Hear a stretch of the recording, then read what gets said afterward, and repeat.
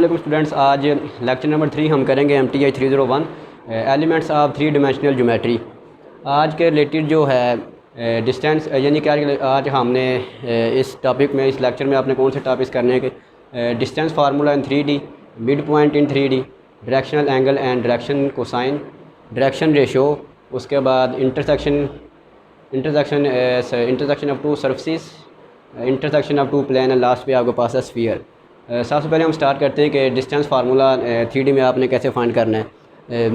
अब यानी कि ये आपके पास कोई भी लाइन है, इसमें मैंने क्या किया कि 2 पॉइंट्स अगर हम इस पे लें P और Q, मैंने इस पे यानी कि इनिशियल पे मैंने P पॉइंट लिया और एंडिंग पे आपने यानी कि Q पॉइंट लिया। और यहाँ पे यानी कि क्योंकि 3D में तो उसमें P में यानी कि कितने वेरिएबल होंगे, 3 वेरिएबल, और Q में भी सिमिलरली 3 वेरिएबल होंगे, यानी कि x1, y1, z1 and last पे यानी कि Q के यानी कि कोऑर्डिनेट्स क्या होंगे, x2, y2 एंड z2। तो इसका डिस्टेंस फार्मूला आपके पास क्या होगा कि x2 माइनस x1 का होल स्क्वायर, यानी कि P distance of PQ is equal to square root x2 minus x1 का square plus y2 minus y1 का square plus z2 minus z1 का स्क्वायर। कि सेकंड में से आपने क्या करना है कि फर्स्ट को माइनस करते जाना है, x2 minus x1 plus y2 minus y1 and third z2 minus z1 का स्क्वायर जो है। अब इसकी एग्जांपल देख लेंगे, कोई भी 2 पॉइंट लें 3D में, तो वो उसका डिस्टेंस आपने कैसे फाइंड करना है। P आपके पास है फॉर एग्जांपल पॉइंट है 1, 3 एंड 5 एंड Q आपके पास सेकंड यहाँ पे ये कोऑर्डिनेट्स इसके पॉइंट्स क्या हैं कि 7, 6 एंड 8, ये पॉइंट आपके पास। अब इन दोनों के बिटवीन आपने डिस्टेंस फाइंड करना है। सिंपली आपने क्या करना है कि ये सिंपली इस फार्मूले में आपने वैल्यूज़ पुट करने हैं। इसमें जो है distance of PQ is equal to x2 minus x1 का स्क्वायर, x2 जहाँ पे क्या आपके पास 7 है और x1 आपके पास क्या है 1 है, 7 माइनस 1 का स्क्वायर प्लस y2 आपके पास क्या है 6 है, y2 माइनस y1 का स्क्वायर 6 माइनस 3 का स्क्वायर, ऐसे सिमिलरली z2 माइनस z1 का स्क्वायर 8 माइनस 5 का स्क्वायर। तो इसमें हमने क्या करना है कि सिंपली इसको सॉल्व कर लेना जो है। अब 7 माइनस 1, 7 में से 1 माइनस करेंगे, आपके पास रिजल्ट क्या आएगा 6। तो 6 का अगर स्क्वायर लें तो अब वो आपके पास आएगा 36 प्लस 6 माइनस 3, 6 माइनस 3 का 6 में से 3 माइनस करें तो 3 आएगा, 3 का स्क्वायर आपके पास आएगा 9 प्लस 8 माइनस 5 आपके पास क्या आएगा 3 और 3 का स्क्वायर क्या आएगा अगेन 9 जो है। अब इसको अगर हम वेरीफाई करें इसका रिज़ल्ट जो है, इसके बाद हम इसका ये क्या आएगा, ये आपके पास आएगा यानी कि रिज़ल्ट इसका 36 प्लस 9 कितना होगा 45 प्लस 9 यानी कि 54। ये आपने क्या फाइंड कर लिया, इन दोनों के बिटवीन आपने डिस्टेंस फाइंड कर लिया P ऑफ Q का। ये आपके पास क्या था कि डिस्टेंस फार्मूला इन 3D। कोई भी आपके पास एग्जांपल आ जाए, आप सिंपली इस पर डिस्टेंस फार्मूला लगा के इस पर इम्प्लीमेंट कर सकते हैं। अब सेकंड आपके पास है कि मिड पॉइंट इन 3D, यानी कि मिड पॉइंट आपने कैसे फाइंड करना होगा। अब मिड पॉइंट देखें कि मैं पॉइंट से यानी कि यही रखूँगा, जस्ट आपने इसका मिड पॉइंट फाइंड करना है जो है। अब मिड पॉइंट का आपके पास फार्मूला क्या होगा, ये देख लें कि इन 3D में मिड पॉइंट का फार्मूला देख लें, x1 plus x2 divided by 2 and y1 plus y2 divided by 2 and z1 plus z2 divided by 2। ये आपके पास क्या है कि ये मिड पॉइंट का फार्मूला है इसमें जो है इन 3D में जो है। आप पॉइंट से ही रख लें सिंपली, यानी कि इसमें वैल्यूज़ पुट कर लें तो आपके पास क्या आएगा, उसका मिड पॉइंट आ जाएगा जो है। अब आगे देखें कि directional angle and direction cosine के 3D में आपने directional angle of a line वो कैसे आपने बनानी है यहाँ पे, यानी कि उसके बाद देखें कि यानी कि directional angle and direction cosine 3D में, यानी कि आपके पास डायरेक्शनल एंगल वो आपने directional angle of a line वो आपने बनाने कैसे हैं जो है। ये आपके पास क्या है कि 3D प्लेन है, यानी कि ये x है, x एक्सिस, ये y एक्सिस एंड ये क्या आपके पास z एक्सिस। अब directional angle of a line हमने क्या देखना है कि इन 3 एक्सिस के बिटवीन जो एंगल आएंगे 3, वो आपने कैसे यानी कि यहाँ पे ड्रा करने हैं, उसकी डायरेक्शन क्या होगी, उनके साथ एंगल आप कैसे बनाएंगे। यहाँ पे मैं एंगल लेट कर लेता हूँ, let alpha beta and gamma are the angle of a line. कि ये अल्फ़ा बीटा गैमा एंगल हम यहाँ पे ड्रा करेंगे। अब सिंपली आप सबसे पहले हम करेंगे ये आपने स्पेस में कोई भी पॉइंट ले लिया। अब ओरिजिन से अगर इस लाइन को अगर लाइन पास करें इस पॉइंट तक, तो यहाँ पे क्या होंगे आपके पास एक्स वाई जी के इस पॉइंट यानी कि स्पेस में हम कोई भी पॉइंट लें तो 3D में उसमें कोऑर्डिनेट्स क्या होंगे एक्स वाई जी, क्योंकि यहाँ पे ये 3D में तो 3 वेरिएबल लाई करेंगे यहाँ पे। अब हमने देखना है कि अल्फ़ा बीटा एंड गैमा ये आपने यानी कि इस एंगल में यहाँ पे लाई करेंगे जो। अब अल्फ़ा देखें कि अल्फ़ा इस लाइन के साथ एंगल क्या बनाएगा कि एक्स एक्सिस से ये अल्फ़ा लाइन एंगल बनाएगा यानी पे जो है। बीटा यानी कि यहाँ पे वाई एक्सिस से जहाँ इस लाइन के साथ जो एंगल बनेगा वो बीटा बनेगा। एंड सिमिलरली जो जी एक्सिस से जो इस लाइन तक जो एंगल बनेगा वो क्या बनेगा गैमा। और तीनों जो एंगल हैं each of these angles alpha beta and gamma are lies between 0 to pi के एक तो ये तीनों एंगल यानी कि 0 to pi 0 to 180 degree rotate करेंगे जो है। और ये तीनों आपके पास पॉजिटिव डायरेक्शन में रोटेट करेंगे यानी कि एंटी क्लॉक वाइज ये एंगल बनाएंगे इसकी लाइन के साथ जो है। कि अल्फ़ा आपके पास क्या है कि अल्फ़ा एंगल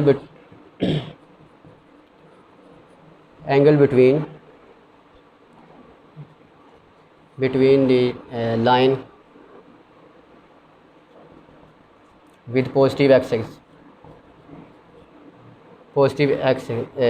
यानी कि ये अल्फ़ा जो एंगल है ये आपके पास है ना पॉजिटिव डायरेक्शन इसकी होगी जो है अल्फ़ा लाइन यानी कि एक्स एक्सिस के साथ जो अल्फ़ा एंगल बनेगा वो पॉजिटिव डायरेक्शन में होगा।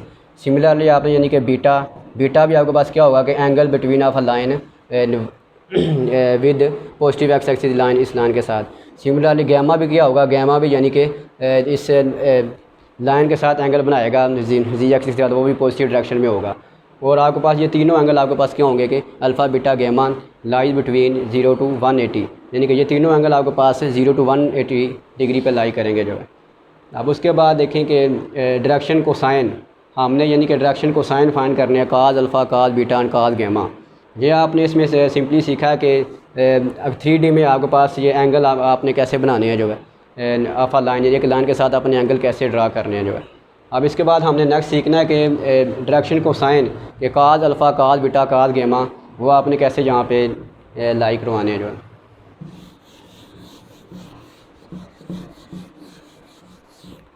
अब नेक्स्ट क्या है कि direction cosine cos alpha cos beta cos gamma ये हमने इसका फार्मूला ड्राइव करना है यहाँ पे जो है कि काज डायरेक्शन कोसाइन के लिए जो फार्मूले हैं 3 cos alpha cos gamma cos beta वो हमने यहाँ पे ड्रा करने हैं यहाँ पे। ये तो वही सिंपली होगा कि यहाँ सेंटर से यानी कि पॉइंट तक वो फासला यानी कि पी एक्स वाई जी है, ये एक्स एक्सिस है, ये आपके पास वाई एक्सिस है और ये आपके पास क्या है कि जी एक्सिस है। एक्स एक्सिस जो एंगल एक्स एक्सिस से जो इस लाइन के साथ जो एंगल बनेगा वो अल्फ़ा है, वाई एक्सिस से इस लाइन के साथ जो एंगल बनेगा वो आपके पास बीटा है, एंड जी एक्सिस से जो इस लाइन के साथ जो एंगल बनेगा वो गैमा है। तो हमने यहाँ पे क्या करना है कि direction cosine cos alpha cos beta and cos gamma आपने फाइंड करने हैं यहाँ पे जो है। अब देखेंगे सबसे पहले एक्स एक्सिस के साथ वाई एक्सिस के साथ और जी एक्सिस के साथ मिसिंग के हमने ट्रायंगल इन तीनों के साथ बनानी है। यानी कि हमने क्या करना है कि एक्स एक्सिस के साथ भी ट्रायंगल बनानी है, वाई एक्सिस के साथ भी ट्रायंगल बनानी है और जी एक्सिस के साथ भी ट्रायंगल बनानी है। अब देखें कि सबसे पहले वाई एक्सिस ये आपके पास ये क्या कि बेस है और ये आपके पास हाइपोटेन्यूस है। यहाँ पे मिसिंग क्या है कि अगर हम ट्रायंगल बनाए यहाँ पे परपेंडिकुलर मिसिंग है तो हम क्या करेंगे यहाँ पे परपेंडिकुलर लाइन ड्रा करेंगे तो ये आपके पास क्या होगा कि ये आपके पास ट्रायंगल कंप्लीट हो जाएगी। ऐसे ही एक्स एक्सिस के साथ भी ये आपके पास क्या है कि ये बेस है और ये आपके पास हाइपोटेन्यूस है। यहाँ पे क्या मिसिंग है, जहाँ पे भी इस पॉइंट के साथ आपके पास है जो मिसिंग है वो भी परपेंडिकुलर है। मैंने क्या किया कि एक्स एक्सिस से भी इस पॉइंट के साथ परपेंडिकुलर लाइन ड्रा कर ली। ऐसे ही यानी कि जी एक्सिस के साथ भी यहाँ पे मिसिंग क्या है कि वो भी परपेंडिकुलर मिसिंग है। ये बेस है, ये हाइपोटेन्यूस है। यहाँ पे हमने क्या ड्रा करना है, ये आपने पॉइंट ड्रा की लाइन ड्रा की परपेंडिकुलर ड्रा किया जी एक्सिस के साथ। तो अब आपने क्या करना है कि यहाँ पे काज अल्फ़ा काज बीटा और काज गैमा आपने फाइंड करना है। तो ये आपके पास यहाँ पे ओरिजिन है, सेंटर यहाँ पे ये तीनों पॉइंट्स क्या होंगे 0। तो अब फाइंड करते हैं कि काज अल्फ़ा यानी कि डायरेक्शन को साइन वो फाइंड करेंगे काज अल्फ़ा क्या है। अब काज अल्फ़ा के पास क्या होगा कि यानी कि काज अल्फ़ा किसके साथ है, एक्स एक्सिस के साथ है। तो बेस ओवर हाइपोटेन्यूज, बेस यहाँ पे क्या है आपके पास है, ये बेस है एक्स एक्सिस के जो है, ये मैंने इसको नेम दे दिया, ये एक्स है। बेस ओवर हाइपोटेन्यूज, तो हाइपोटेन्यूज आपके पास क्या है कि ये ओ पी ये जो डिस्टेंस है सेंटर से जो पॉइंट तक डिस्टेंस है, ये आपके पास क्या है कि हाइपोटेन्यूज है। यानी कि ये हम सबसे पहले ये फाइंड कर लेते हैं कि ओ टू पी जो डिस्टेंस है हाइपोटेन्यूज से, ये जो है ये आपके पास डिस्टेंस क्या आएगा जो है। यहाँ पे हम डिस्टेंस फार्मूला लगाएंगे ओ पी, यहाँ पे डिस्टेंस फार्मूला यहाँ पे लगाएंगे, लगाकर हम क्या करेंगे ओ पी का डिस्टेंस ये फाइंड करेंगे जो हाइपोटेन्यूज है जो है। अब ओ पी का डिस्टेंस हम यहाँ पे कैसे फाइंड करेंगे, वो भी डिस्टेंस फार्मूला लगाएंगे लगा के जो है। अब एक्स यहाँ पे जो पॉइंट है एक्स, यहाँ पे जो एक्स का पॉइंट है वो 0 है, एक्स माइनस 0 यानी कि वही डिस्टेंस फार्मूला जो आपने फर्स्टली यानी कि लेक्चर के स्टार्ट में ही सीखा, वही सिमिलरली यहाँ पे डिस्टेंस फार्मूला इंप्लीमेंट करेंगे बिटवीन 2 पॉइंट्स जो है। अब एक्स माइनस 0 का स्केयर, ऐसे ही वाई माइनस 0 का स्केयर, यहाँ पे सेकंड पॉइंट वाई का वहाँ पे भी 0 है रीजन पे, तो वाई माइनस 0 का स्केयर। ऐसे ही थर्ड जी माइनस, यहाँ पे थर्ड पॉइंट जी और यहाँ पे थर्ड पॉइंट ओरिजिन का वो भी 0 है, तो वो भी क्या आपके पास आएगा जी माइनस 0 का स्केयर। तो ओ पी का आपके पास ये जो डिस्टेंस है हाइपोटेन्यूज, ये आपके पास क्या आ जाएगा x square plus y square z minus 0, ये भी आपके पास क्या आएगा जी स्केयर। ये आपके पास क्या आएगा ओ टू पी का डिस्टेंस यानी कि हाइपोटेन्यूज आपने फाइंड कर लिया। अब काज अल्फ़ा के पास क्या होगा कि बेस ओवर हाइपोटेन्यूज, बेस आपके पास यहाँ पे क्या है कि एक्स है और हाइपोटेन्यूज आपने यानी कि ओ पी का आपने यानी कि ये डिस्टेंस है, ये ओ पी का डिस्टेंस हमने पहले फाइंड कर लिया जो हाइपोटेन्यूज है। ये ओ पी का डिस्टेंस आपके पास क्या आया कि x square plus y square plus z square. ऐसे ही हम नेक्स्ट यानी कि बीटा फाइंड करना है। अब काज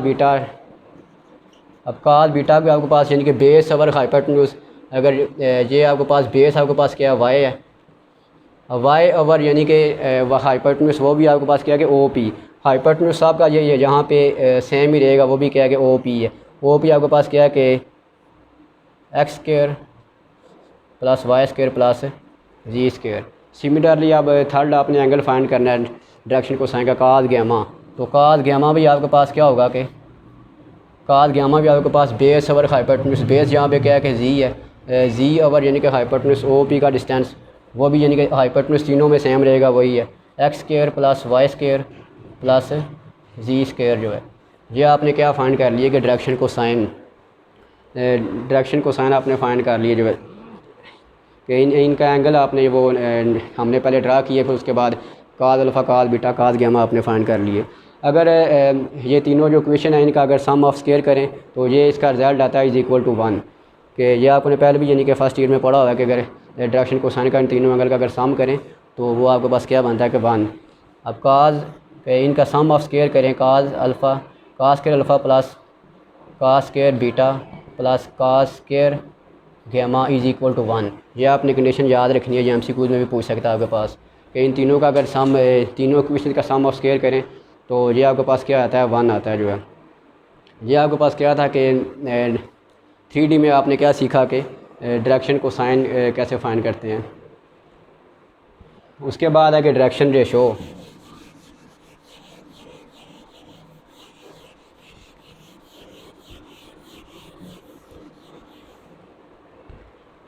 अब डायरेक्शन रेशो का आप सबसे पहले फार्मूला यहाँ पे देख लें कि डायरेक्शन रेशो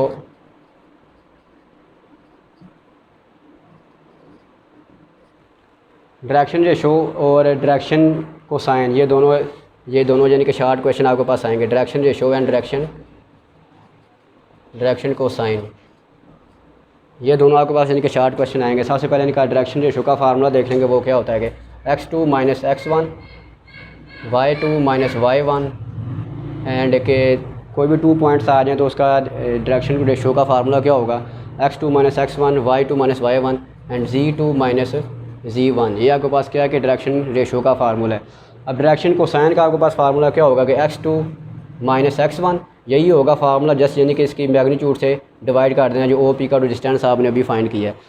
अब ऐसे यानी कि y2 माइनस y1 इसका जो ओ पी का डिस्टेंस नीचे जो है ये क्या ये आपके पास इसका फार्मूला है कि डायरेक्शन कोसाइन का। ऐसे similarly Z2 minus Z1 OP का डिस्टेंस, यानी कि ये भी आपके पास क्या है कि ये आपने देख लिया कि direction cosine and direction ratio का फार्मूला है जो। अब इसकी एक एग्जांपल देखते हैं कि इसकी एग्जांपल एक देख लें।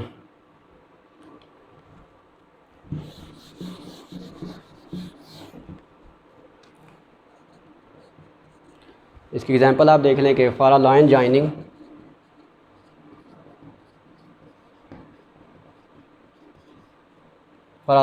Of 2 points,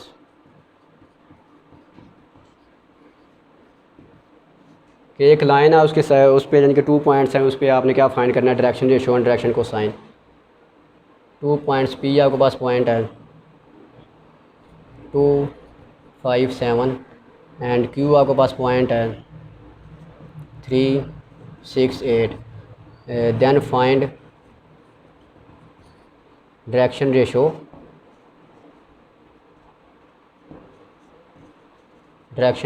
and direction cosine. कि आपके पास ये 2 पॉइंट्स हैं, इसका आपने क्या फाइंड करना है, direction ratio and direction cosine. सबसे पहले हम क्या फाइंड करते हैं कि डायरेक्शन रेशो आप सबसे पहले यहाँ पे फाइंड करते हैं। अब डायरेक्शन रेशो का आपने फार्मूला भी देखा कि वो आपके पास फार्मूला क्या था, x2 माइनस x1, x2 यानी कि ये आपके पास P है, ये Q है। अब ये x1 है, ये x1 है, ये y1 है, ये z1 है। ये आपके पास पॉइंट x2 है, ये y2 है और z2 है। अब यहाँ पे क्या फाइंड करना है कि इसका हम पहले फाइंड कर लेंगे डायरेक्शन रेशो। तो फार्मूला क्या था, x2 माइनस x1, ऐसे y2 minus y1 and third पे था z2 माइनस z1। अब यहाँ पे पॉइंट पुट कर दें कि x2 आपके पास 3 है, यहाँ पे 3 माइनस x1 आपके पास 2 है। तो इसको जब सॉल्व करेंगे 3 माइनस 2, यह आपके पास फर्स्ट पॉइंट आ जाएगा 1।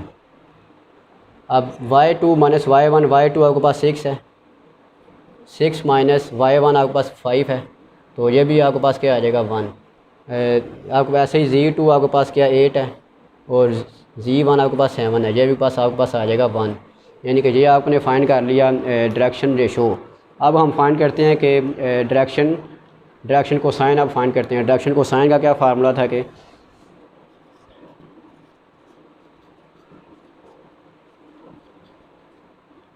डायरेक्शन कोसाइन, तो डायरेक्शन कोसाइन का आपके पास फार्मूला क्या था कि x2 माइनस x1 OP का डिस्टेंस, OP का यानी कि इन दोनों पॉइंट्स का जो डिस्टेंस है वो आप पहले ही फार्मूला देख चुके हैं। अब वो हम पहले फाइंड करेंगे। y2 minus y1 distance OP, ऐसे Z2 माइनस Z1 OP का डिस्टेंस जो है। अब OP का डिस्टेंस हम पहले सॉरी जहाँ पे OP नहीं है PQ है, यहाँ पे लेकिन यहाँ पे क्या आ जाएगा PQ का डिस्टेंस हो जाएगा। यहाँ पे पॉइंट्स क्या है, फर्स्ट P या सेकंड Q है, तो इनका आपने क्या करना है कि डिस्टेंस फाइंड करना था। अब PQ का डिस्टेंस हम डिस्टेंस फार्मूला लगा के हम फाइंड कर लेते हैं। अब PQ का आपके पास डिस्टेंस क्या होगा, वही डिस्टेंस फार्मूला लगा के आप x2 minus x1 plus y2 minus y1 का square and third z2 minus z1 का स्क्वायर जो है। अब x2 यहाँ पे आपके पास क्या है कि 3 माइनस x2 1 क्या है 1, इसका स्क्वायर। y2 आपके पास क्या है 6 माइनस 5 का स्क्वायर। ऐसे ही आपके पास क्या है कि z2 आपके पास 8 है, 8 माइनस 7 का स्क्वायर। तो इसको सिंप्लीफाई करके आपके पास क्या आ जाएगा PQ का डिस्टेंस। अब 3 माइनस 2, 3 में से 2 माइनस करेंगे आपके पास क्या आएगा 1, तो 1 का स्क्वायर आपके पास 1 आएगा। 6 माइनस 5 ये भी 1 का स्क्वायर आपके पास 1 आएगा। ऐसे सिमिलरली 8 माइनस 7 इसका अगर हम स्क्वायर लेके हम माइनस करेंगे वो भी आपके पास क्या आएगा 1 आएगा। तो ये आपके पास PQ आपके पास क्या आ गया 3, ये PQ का आपके पास डिस्टेंस क्या आ गया 3 आ गया। अब क्या करेंगे जस्ट सिंपली हम इसमें पुट कर देते हैं। x2 माइनस x1 ये ऑलरेडी हमने फाइंड किया हुआ है और y2 माइनस y1 वो भी हम ऑलरेडी फाइंड कर चुके हैं और z2 माइनस z1 ये भी हम फाइंड कर चुके हैं। सिंपली हमने क्या करना है कि इस फार्मूले में ये पुट कर देना है। अब इस फार्मूले में क्या करते हैं कि ये जो वैल्यूज़ हैं ये हम पुट कर देते हैं। अब x2 माइनस x1 वो आपके पास क्या है कि 1 है और PQ का डिस्टेंस हमने अभी फाइंड किया वो आपके पास क्या है √3 एंड y2 माइनस y1 वो भी 1 है और PQ का डिस्टेंस वो क्या 3 है एंड z2 माइनस z1 वो भी आपके पास क्या है कि 1 है और इसका जो अभी पी क्यू का डिस्टेंस फाइंड किया ये क्या 3 है। तो ये हमने देख लिया कि यहाँ पे आपने डायरेक्शन रेशो फाइंड कर लिए और यहाँ पे अपने हमने क्या फाइंड कर लिया, डायरेक्शन कोसाइन। अब उसके बाद देखें कि नेक्स्ट आपके पास पॉइंट है इंटरसेक्शन ऑफ टू सर्फेसिस के 3D में अगर कोई भी टू सर्फेसिस का अगर इंटरसेक्शन करें तो आपके पास क्या रिज़ल्ट आता है उसका, वो आप देखेंगे हम।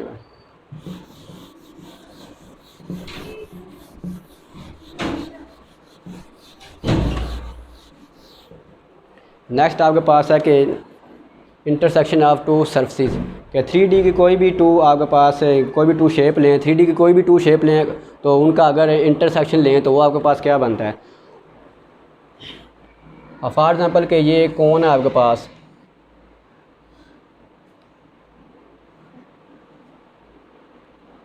ये आपके पास कौन है कि अगर इन ये आपके पास क्या कौन आपके पास क्या हो रहा है 3D के 3D की कोई भी टू शेप लें तो उनका अगर हम इंटरसेक्शन लें, इंटरसेक्ट करें, उन दोनों को कंबाइन करें तो वो उसका रिज़ल्ट क्या आता है जो है। अब देखें कि यहाँ पे 3D की कोई भी मैंने एक शेप लिया है आपके पास कौन। अब सेकंड में शेप लेता हूँ यानी कि स्फीयर। तो स्फीयर हम अगर इसको अगर यहाँ पे ये अगर यहाँ पे अगर कंबाइन किया जाए तो आपके पास रिज़ल्ट क्या आता है, तो वो आपके पास क्या बनेगी, कर्व कि इंटरसेक्शन ऑफ टू सर्फेसिस के किसी भी टू सर्फेसिस को इंटरसेक्शन करें तो वो आपके पास क्या बनती है, कर्व। अब ये देखें ये आपके पास क्या बन रही है, जब टू सर्फेसिस को जब 3D की कोई भी टू शेप्स को अगर हम अटैच करें, कंबाइन करें तो यहाँ पे ये जो आपके पास जब अटैच हो रही है, कंबाइन हो रही है, ये आपके पास क्या बन रही है, कर्व कि इंटरसेक्शन ऑफ टू सर्फेसिस को अगर हम किसी भी 3D की कोई भी टू शेप्स का अगर इंटरसेक्शन करें तो वो आपके पास क्या बनती है, कर्व। ये MCQ में पूछेगा कि इंटरसेक्शन ऑफ टू सर्फेसिस के किसी भी टू सर्फेसिस का अगर हम इंटरसेक्शन करें तो वो आपके पास क्या बनती है, कर्व। ऐसे उसके बाद है कि इंटरसेक्शन ऑफ टू प्लेन के कोई भी 2D की कोई भी टू अगर प्लेन का अगर इंटरसेक्शन करें तो वो आपके पास क्या बनती है, लाइन। कि किसी भी कोई भी 2D की कोई भी टू शेप लें तो उसको अगर कंबाइन करें तो वो आपके पास क्या रिज़ल्ट आता है, वो आपके पास यानी कि स्ट्रेट लाइन बनती है। कि कोई भी 2D का अगर हम इंटरसेक्शन करें तो वो स्ट्रेट लाइन बनती है। अगर कोई भी टू सर्फेसिस का अगर हम इंटरसेक्शन करें तो वो आपके पास कर्व बनती है। यह आपके पास इसके बाद लास्ट पे है कि स्फीयर। अब स्फीयर देखते हैं, स्फीयर हम देखते हैं कि स्फीयर क्या है। ये आपके पास क्या है कि स्फीयर है। अब स्फीयर को हम दे सकते हैं एज आ बाल, कि स्फीयर आपके पास लाइक का बाल की तरह होता है। कि अब स्फीयर के आपके पास एक 3D आपके पास शेप है तो इसकी आप इक्वेशन देखेंगे यहाँ पे ये कि यहाँ पे ये सेंटर है यानी कि x0 y0 एंड z0। क्योंकि स्फीयर जो आपके पास 3D है तो उसमें कोई भी पॉइंट लेंगे वो आपके पास क्या आएंगे, तीन आपके पास पॉइंट्स होंगे यहाँ पे जो है। यहाँ पे यानी कि कोई भी पॉइंट ले, जहाँ पे ये जो डिस्टेंस है सेंटर से पॉइंट तक का वो आपके पास क्या होगा, रेडियस होगा, वो क्या a है। तो स्फीयर में क्या है कि हम यहाँ पे स्फीयर में सरफेस में इनर साइड में हम कोई भी पॉइंट लें तो उसका जो पॉइंट से सेंटर तक जो डिस्टेंस है वो सेम होता है। कि सरफेस में से कोई भी हम यहाँ पे इनर साइड में कोई भी पॉइंट लें तो उसको अगर सेंटर तक लाइन ज्वाइन करें तो उसका डिस्टेंस सेम होता है। अब यहाँ पे पॉइंट लें x बाउंड्री पे x y z, यहाँ पे पॉइंट ले लिया तो इसकी इक्वेशन क्या होगी आपके पास के यहाँ पे भी डिस्टेंस फार्मूला आप लगाएंगे। इसके फार्मूले को डेरिवेशन करने के लिए, इसको फार्मूले को ड्राइव करने के लिए यहाँ पे ये सेंटर पे मैंने पॉइंट लिया x0 y0 z0। अगर इसका यानी कि बाउंड्री पे पॉइंट लें तो सेंटर से जो बाउंड्री का जो पॉइंट है इसका जो डिस्टेंस है वो आपके पास क्या होगा, a जो है वो आपके पास रेडियस होता है। अब इसका स्फीयर का फार्मूला क्या होगा, x माइनस x0 का स्केयर कि x में से x में से x का पॉइंट माइनस करना है उसका स्केयर, फिर y में से y का पॉइंट माइनस करना है उसका स्केयर, y माइनस y0 का स्केयर। अब ऐसे सिमिलरली z में से z का पॉइंट माइनस करना है, z माइनस z0 का square is equal to radius is equal to यानी कि सेंटर से ये पॉइंट का जो डिस्टेंस है इसका स्केयर जो है। अब रेडियस आपके पास एक है, इसका एक का स्केयर आपके पास आ जाएगा। यानी कि ये आपके पास क्या थी कि स्फीयर की इक्वेशन थी जो है। अब ये MCQ में पूछा था कि इसकी इक्वेशन क्या होती है। अब अगर x0 y0 और z0 अगर ज़ीरो हों तो हमारे यानी कि सेंटर हमारे पास क्या होता है, ज़ीरो। अगर हम इसको ज़ीरो को अप्रोच करें तो इसकी इक्वेशन क्या बनती है, x square plus y square plus z square is equal to a square. ये किसकी इक्वेशन है? स्फीयर की। अब नेक्स्ट हम देखते हैं कि स्फीयर में आगे टू टॉपिक्स हैं, इसमें से टू क्वेश्चन आ सकते हैं कि surface area and volume of sphere. यहाँ पे यानी कि टू टॉपिक्स यहाँ पे यहाँ से शार्ट क्वेश्चन आ सकते हैं कि सरफेस एरिया क्या होता है, इसमें कि स्फीयर का सरफेस एरिया क्या होता है, सरफेस एरिया ऑफ स्फीयर, कि स्फीयर का सरफेस एरिया क्या होता है। ये आपके पास होता है एरिया 4 पाई आर स्क्वायर, कि स्फीयर का जो सरफेस एरिया होता है वो आपके पास क्या होता है 4 पाई आर स्क्वायर। यहाँ पे जस्ट सिंपली आपके पास आर की वैल्यू गिवन होनी चाहिए कि एरिया डिपेंड कर रहा है आर पे, कि यहाँ पे जब हमारे पास आर होगा तो जब भी हम एरिया फाइंड कर सकते हैं, कि यहाँ पे एरिया डिपेंड कर रहा है आर पे जो है। और जो सर्कल का यानी कि एरिया होता है, सर्कल का भी एरिया यानी को डिपेंड कर रहा होता है रेडियस पे, कि अगर हमारे पास रेडियस होगा तो वो हम फिर उसका एरिया फाइंड कर सकते हैं। यहाँ पे ये एरिया डिपेंड कर रहा है आर पे जो है। अगर हम आर की कोई भी वैल्यू, रेडियस कोई भी हम यहाँ पे पुट कर लें, अगर इफ़ एग्जांपल अगर आर इज इक्वल टू 3 तो देन उसका एरिया आपके पास क्या होगा 4 पाई। सिंपली आपने क्या करना है कि रेडियस की जगह पे उसकी वैल्यू पुट कर देनी है। आर के आपके पास रेडियस क्या 3 है, तो यहाँ इसको सिंप्लीफाई कर लें तो ये यानी कि 36 पाई, ये इसका क्या आ गया एरिया आ गया। ये क्या आपने देख लिया कि सरफेस एरिया ऑफ स्फीयर। अब उसके बाद क्या कि वॉल्यूम ऑफ स्फीयर, के स्फीयर का वॉल्यूम आपके पास क्या होता है लास्ट इस पे, यानी कि एक नेक्स्ट पॉइंट है कि वॉल्यूम ऑफ स्फीयर। ये शॉर्ट क्वेश्चन में पूछेगा वॉल्यूम ऑफ स्फीयर।